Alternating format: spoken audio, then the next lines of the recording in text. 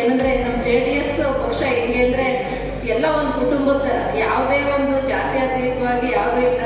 ಏನಂದ್ರೆ ಏನ್ ಕುಮಾರಣ್ಣ ನಡೆ, ದೇವೇಗೌಡರು ನಡೆ ನೋಡಿ ನಾವು ಕೂಡ ಅದೇ ತರ ಒಂದು ಕುಟುಂಬ ಅನ್ಕೊಂಡಿದೀವಿ ಯಾವಾಗಲೂ ಕೂಡ. ಯಾಕೆಂದ್ರೆ ಅವ್ರು ಯಾವತ್ತೂ ಯಾವುದೇ ಜಾತಿ ಪಕ್ಷ ಒಂದು ವಯಸ್ಸಿನ ಇತಿಮಿತಿ, ಒಂದು ಮಕ್ಕಳಿರ್ಬೋದು, ವಯಸ್ಸಾಗಿರೋರಿರ್ಬೋದು, ಆ ಥರ ಎಲ್ಲ ಅವರು ಕೂಡ ಹುಟ್ಟುತ್ತಲೇ ಏನು ಪ್ರಧಾನಿ ಆಗಿರಲಿಲ್ಲ. ಅವರು ಒಂದು ಈ ಪ್ರಧಾನಿ ಹುದ್ದೆಯನ್ನ ಅಲಂಕರಿಸಕ್ಕೆ ಅವ್ರು ಎಷ್ಟು ಕಷ್ಟ ಬಿದ್ದಿದಾರ ಗೊತ್ತಿಲ್ಲ. ಮತ್ತೆ ಏನಂದ್ರೆ ಅವರ ತಾಳ್ಮೆ, ಚೆನ್ನಮ್ಮ ಅವರ ತಾಳ್ಮೆ, 6 ಮಕ್ಕಳನ್ನ ಸಂಭಾಳಿಸಿ ಅವ್ರನ್ನೆಲ್ಲ ವಿದ್ಯಾವಂತರು ಮಾಡಿ ಇಷ್ಟು ರಾಜಕಾರಣಕ್ಕೆ ಬರ್ಬೇಕು ಅಂದ್ರೆ ಅವರು ಎಷ್ಟು ಕಷ್ಟ ಪಟ್ಟಿದ್ದಾರೆ ಅಂತ ಗೊತ್ತಿಲ್ಲ. ಯಾಕೆಂದ್ರೆ ಇವಾಗಿನ ರಾಜಕಾರಣದಲ್ಲಿ ಎಂತ ರಾಜಕಾರಣ ಅಂದ್ರೆ ದ್ವೇಷ, ಅಸೂಯೆ ರಾಜಕಾರಣ. ಹಾಗಾಗಿ ಕೆಲವರು ನೋವುಗಳನ್ನ ಅನುಭವಿಸುವಂತ ಸಂದರ್ಭ ಬಂತು.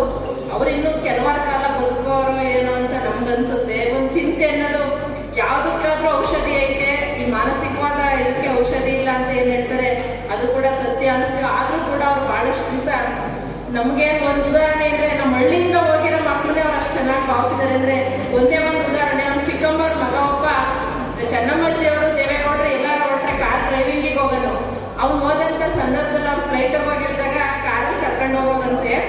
ಅವ್ರ ಜೊತೆಲೆ ದೇವಸ್ಥಾನಕ್ಕೆ ಗರ್ಭಗುಡಿಗೆ ಅವ್ರು ಡ್ರೈವರ್ ಅಲ್ವಾ, ಇವ್ರು ಯಾರೋ ಹುಡುಗರು ಅಂತಿರ್ಲಿಲ್ವಂತೆ, ಜೊತೆಲಿ ಪಕ್ಕದಲ್ಲಿ ನಿಲ್ಲಿಸ್ಕೊಂಡು ಅವ್ರಿಗೂ ಕೂಡ ಶಾಲು ಹುನಾರ, ಅವ್ರಿಗೂ ಕೂಡ ಪೂಜೆ, ಅವ್ರ ಹೆಸರು ಎಲ್ಲ ಇದು ಮಾಡೋದಂತೆ. ಈ ಕಾಲದಲ್ಲಿ ಯಾರಾದ್ರೂ ಇದ್ರೆ ಅದು ಅವರು ದೇವೇಗೌಡರ ಕುಟುಂಬ ಅಂತ ನಾನು ಹೇಳಕ್ ಇಷ್ಟಪಡ್ತೀನಿ.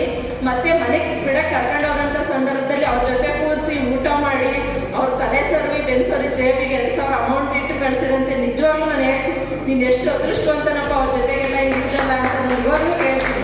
ಅದಕ್ಕೆ ಹಂಗೆ ಬಂದ ಫೋಟೋ ಫ್ರೇಮ್ ಹಾಕ್ಸಿಡು, ಆ ನೋಟಿಗೆ ಕಳಿಬೇಡ, ಚೆನ್ನಾಗಿ ಕೊಟ್ಟಿರೋ ದುಡ್ಡು ಅಂತ ನಾನು ಹೇಳ್ತಾ ಇರ್ತೀನಿ ಅವಾಗವಾಗ. ನಮಗೆ ಕಣ್ಮುಂದೆ ಹಲವಾರು ಉದಾಹರಣೆಗಳಿದೆ. ಹಾಗಾಗಿ ಯಾವಾಗಲೂ ಆ ಕುಟುಂಬ ಚೆನ್ನಾಗಿರ್ಲಿ.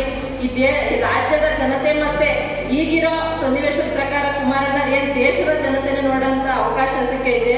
ನಾವು ಭಗವಂತನಲ್ಲಿ ಬೇಡ್ಕೊಳ್ಳೋದು ಅವರೆಲ್ಲ ಚೆನ್ನಾಗಿದ್ರೆ ನಾವು ಚೆನ್ನಾಗಿರ್ತೀವಿ ಅಂತ. ಹಾಗೆ ನಾವೆಲ್ಲರೂ ಕೂಡ ಒಗ್ಗಟ್ಟಾಗಿ ಏನೋ ಕುಟುಂಬ ಚೆನ್ನಾಗಿರ್ಲಿ ಅಂತ ಆಶಿಸೋಣ. ಭಗವಂತ ಅವ್ರಿಗೆಲ್ಲ ಆಯುರ ಆರೋಗ್ಯ ಐಶ್ವರ್ಯ ಕೊಟ್ಟು ಅವ್ರಿಗೆ ಚಿರಶಾಂತಿ ದೊರಕಲಿ ಅಂತ ಹೇಳ್ತಾ ಈ ಸಂದರ್ಭದಲ್ಲಿ ಮಾತಾಡಕ್ಕೆ ಅವಕಾಶ ಮಾಡಿಕೊಟ್ಟು ತಮ್ಮೆಲ್ಲರಿಗೂ